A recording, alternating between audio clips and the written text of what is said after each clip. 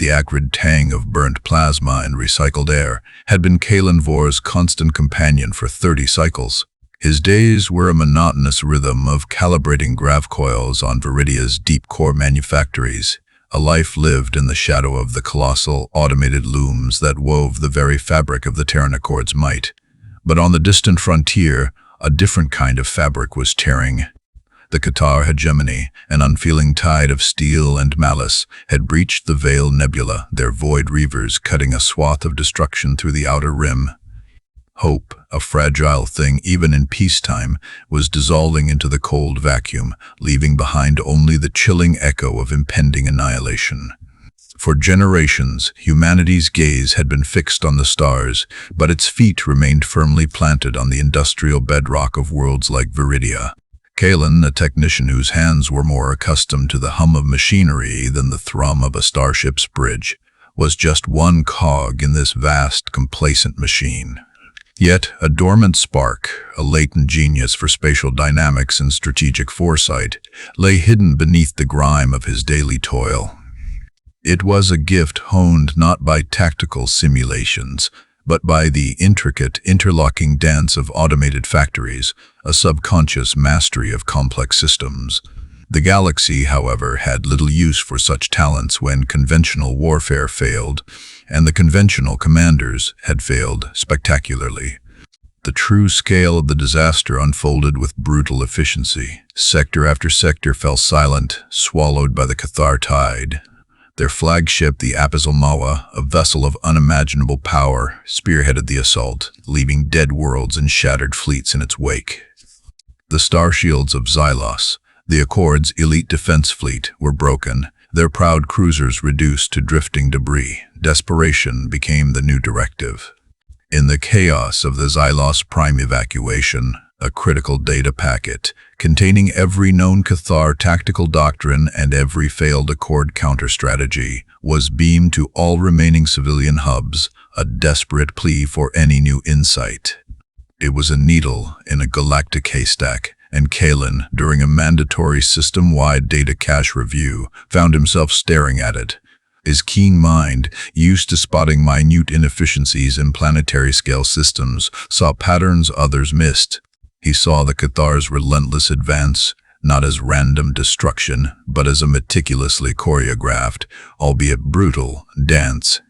He saw the flaws in the Accord's rigid, predictable responses. His unsolicited tactical analysis, submitted anonymously through a secure citizen feedback channel, was initially dismissed as the ramblings of a civilian. But as the Cathar closed in on Xylos itself, the Accord High Command, out of options and out of time, tracked the origin of the analysis, a factory worker. The absurdity was palpable, yet the analysis was disturbingly accurate, chillingly prescient. Summoned to the Provisional Command Center on the orbiting Aegis-class destroyer, the Steadfast, Kaelen found himself a bewildered fish in a tank of sharks. Admirals, their faces etched with defeat and skepticism, eyed his industrial jumpsuit with thinly veiled contempt. "So you believe you understand the Cathar better than 3 decades of fleet command?" Admiral Thorne, a man whose career was built on rigid doctrine, sneered, his voice laced with the kind of sarcasm that could strip paint. Kaelen, surprisingly, held his gaze. "I understand systems, Admiral, and theirs, like ours, has vulnerabilities." It was a moment of understated defiance that earned him not respect, but a grudging, desperate chance. They had nothing left to lose. His first command was less a command and more a desperate rearguard action. A small patchwork flotilla of aging frigates and barely armed cargo haulers, repurposed with scavenged energy shields, was all that remained to defend the Cygnus Reach's primary jump gate. The mission, delay the Cathar long enough for the final Xylos evacuation transports to escape. Kaelen, standing on the Steadfast's bridge, felt the tremor of the engines deep in his bones, a feeling far removed from the rhythmic thrum of the Grav-Coil calibrators. He was an artisan of gears now forced to wield the fury of stars. He discarded conventional tactics, Instead of a defensive line, he ordered a scattered, chaotic deployment, using the nebula's dense gas clouds as cover. He repurposed mining drones, normally used for asteroid extraction, into kamikaze decoys, their energy signatures spoofed to appear as capital ships. The Qatar, precise and methodical in their destruction, hesitated, their targeting systems confused by the unexpected, illogical behavior.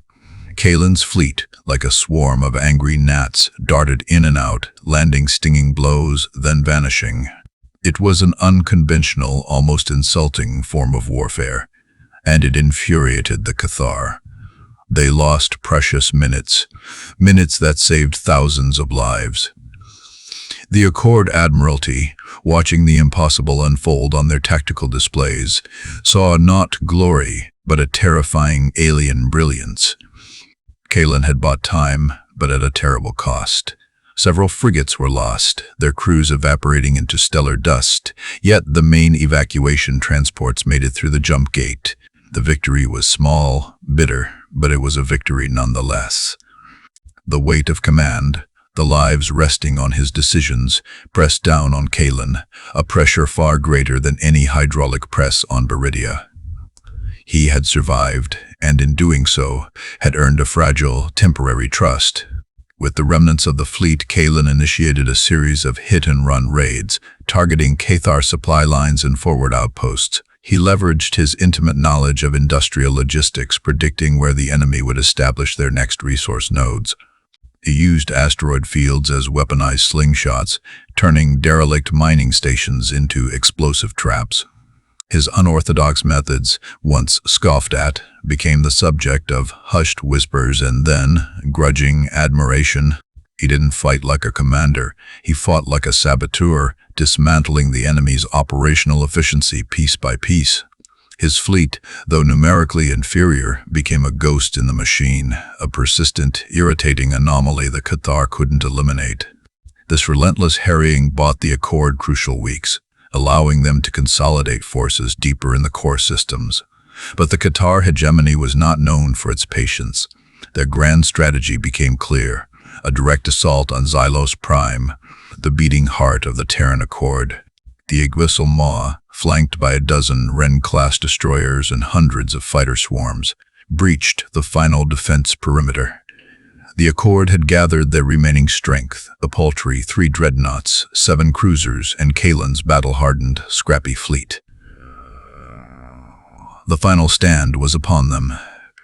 Kaelen knew a head-on confrontation was suicide. Thus, Abyssal Maw alone could shatter their remaining forces. He needed an advantage, a weakness, something inherent to the Cathar's unyielding nature. He found it in their unwavering adherence to geometric precision. They attacked in perfect formations, their every move calculated for maximum efficiency. It was their strength, but also their Achilles heel. Kaelen's plan was audacious, bordering on suicidal, and it hinged on a desperate gamble, luring the Abyssal Maw into the heart of Xylos's orbital defense grid, a labyrinth of dormant ancient energy projectors. As the Cathar fleet advanced, Kaelen's ships performed a feigned retreat, drawing the enemy deeper into the orbital system. The Abyssal Maw, sensing an easy kill, pursued relentlessly. The Accord dreadnoughts laid down a covering fire, but it was a mere distraction. Kaelen, aboard, the Steadfast, piloted his vessel with an almost instinctual grace, weaving through the debris field, leading the Cathar into his meticulously prepared trap. The ancient projectors, centuries old and thought-defunct, hummed to life, not with weapons fire, but with a powerful, disorienting gravimetric pulse, destabilizing the Abyssal Maw's shields. With the Abyssal Maw's shields, "Why am right when croaked," Kaelen unleashed his true strategy.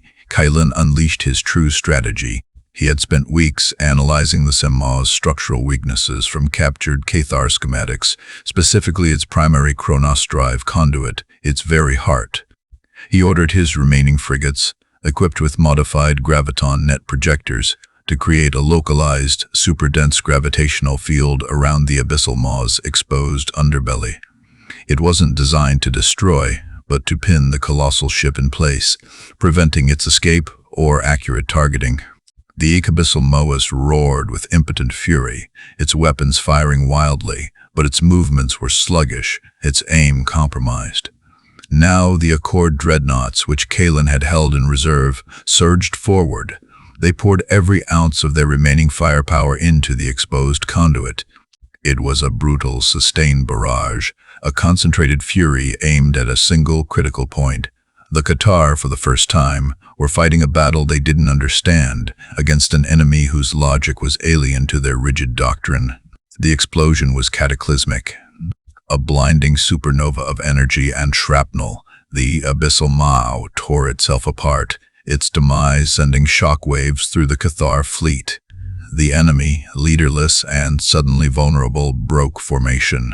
Panic rippled through their ranks. Kaelen, without hesitation, ordered a full counterattack. His ships, energized by the impossible victory, fell upon the disoriented Qatar with renewed ferocity. The tide had turned. The Qatar Hegemony, for the first time in their campaign, knew fear. The battle raged for hours more, but the outcome was no longer in doubt. The Qatar, their tactical precision shattered, their morale broken, were routed. Their remaining ships jumped to warp, fleeing back into the void, leaving behind only the ghosts of their ambition. Silos Prime was saved. The galaxy breathed a collective sigh of relief, a fragile hope rekindled in the ashes of conflict. In the aftermath, Admiral Thorn, his face a mixture of awe and disbelief, approached Kaelen on the Steadfast's damaged bridge. The Admiral, once so dismissive, now stood before him with a deference usually reserved for legendary figures. "Kaelen Vor," he began, his voice raspy, "you have saved us all. Your unconventional brilliance has no equal." Kaelen simply nodded, the exhaustion finally catching up to him, the weight of the moment settling in. He was no longer just a factory worker. He was the architect of their salvation, a reluctant hero forged in the crucible of desperation. The Terran Accord, humbled and reborn, faced a long road to recovery, but they now had a new kind of leader. Kaelen Vor, the factory worker, was appointed the Provisional Fleet Marshal, a title that would have been unimaginable just weeks prior. He wore his new uniform with the same quiet dignity he wore his old workwear, understanding that true leadership wasn't about rank or lineage, but about vision and the courage to act when all hope seemed lost. His first directive as Marshal was not to rebuild armadas, but to re-evaluate the Accord's entire strategic philosophy. He understood that the greatest strength lay not in rigid doctrine, but in adaptability, in finding strength where others saw only weakness. He began integrating civilian minds, engineers, logisticians, even artists, into military strategy, fostering a culture of innovative thought. The galaxy had almost been lost because it had refused to see beyond its own conventions. Kaelen Vor ensured that would never happen again. The hum of a starship's bridge now felt like home, a grander, far more dangerous factory, but one where his unique understanding of systems could truly flourish, ensuring the Accord's future would be built not just on steel, but on audacious, improbable hope.